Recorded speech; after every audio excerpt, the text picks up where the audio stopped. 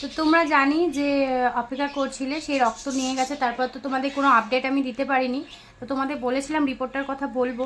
তো ডাক্তার তো রিপোর্ট দেখবে সোমবার দিন, তবে রিপোর্ট দেখা হয়েছে, মানে ওখান থেকে তো দিয়েছে, তারা অনেকটাই বলে দিয়েছে। তো বলল যে ওর বুকে অনেকটাই ইনফেকশনটা আছে, আর হিমোগ্লোবিনটাও একটু কম আছে। আরেকটা জিনিসও বললো কি একটা কম আছে, আমার মনে পড়ছে না, সেটার জন্য ওর গিটে গিটে খুব ব্যথা হয়।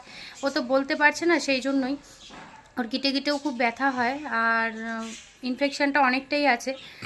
তো আবার একটা ধাক্কা বড় সড়ো, এমনিই তো জানো যে মাসে কত টাকার ওষুধ লাগে, তারপরে আবার এইসবের জন্যও তো অনেক টাকারই ওষুধ দেবে, আমি বুঝতেই পারছি, কারণ অ্যান্টিবায়োটিক ছাড়া তো আর দেবে না।